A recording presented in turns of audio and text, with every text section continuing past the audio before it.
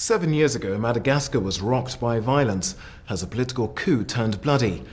When relative calm was restored to allow a fresh election, the man left standing was Hery Rajaonarimampianina, who went on to become president and who joins me now for this edition of the Global Conversation. Mr. President, you've spent 2 troubled years in office.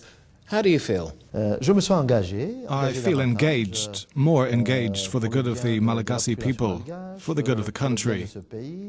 Today, the most important thing for me is the determination to go forwards, to get this country and its people out of poverty, to exploit resources which are in this country for the good of its people. Have you always had the ambition to be president? No, back in 2009 I never thought of becoming president. I simply thought I had a responsibility as I was finance and budget minister, that I had an enormous responsibility and that it was an opportunity to serve the country, and then later I became president, which gave me another chance to serve the country a bit more.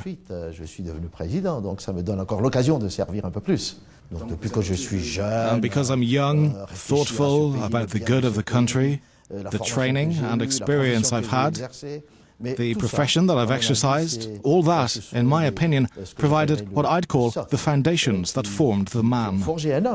So let's go back to a year ago when there was the beginning of the impeachment process. Members of your own party were coming up against you. Did that feel the same as the coup? No, you can't compare those two events. It's true, last year these things happened, but I think the politicians spoke, but the people also reacted. The people demonstrated that their main interest is stability and development. So talking of stability, Mr. President, it's only 2 years ago that the World Economic Forum ranked your country as among one of the lowest in the world for political stability.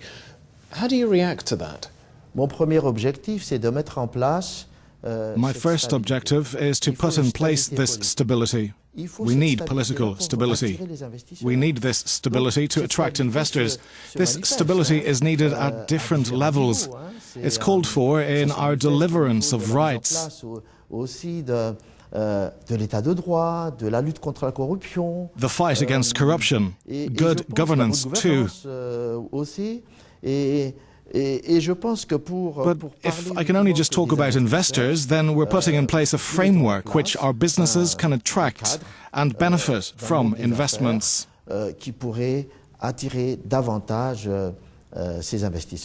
When you were last here, you described your country as being a work in progress in terms of its economic development. How would you assess it now?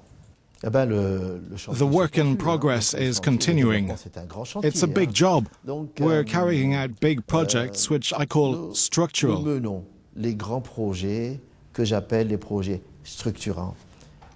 I'm not here to criticize what went on before, but our weakness is not having structural projects in the country. For example, let's consider energy.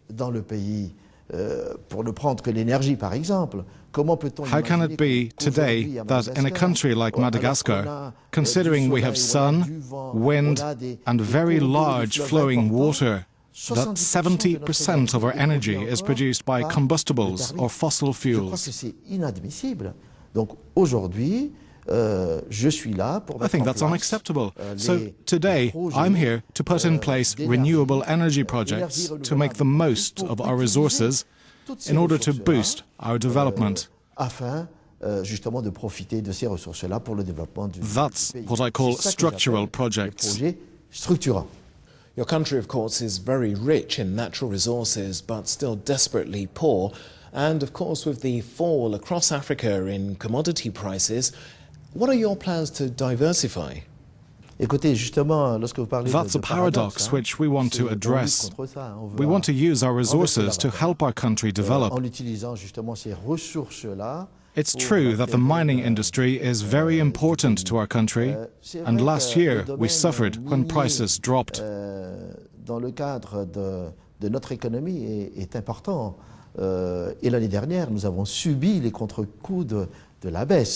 But we don't only have mines in Madagascar, we have great potential in several different sectors, like tourism.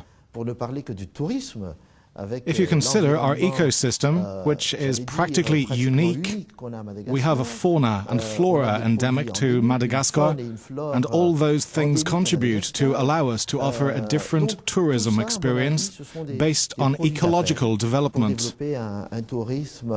Différent, un tourisme écologique basé sur le développement aussi de l'environnement. Later this year, your country plays host to the COMESA as well as the Francophone heads of state. What's your message to them? These are events which cement, first of all, Madagascar's return to the international stage, and which consecrate the international community's support of Madagascar as it tries to pick itself up again.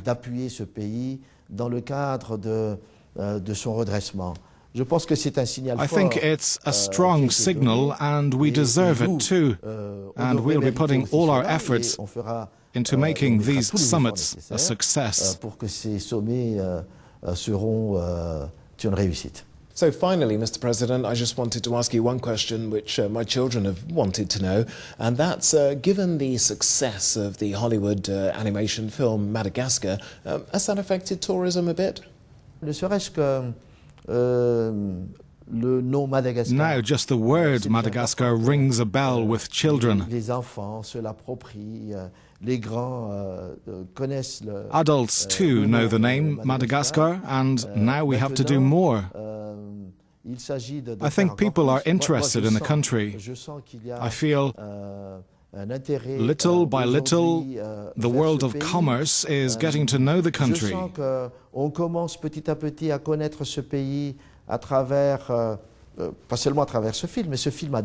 Not only through the film, but the movie has given others the opportunity to learn about Madagascar, its fauna and flora, to discover lemurs, animals endemic to Madagascar, rare species, turtles and things like that.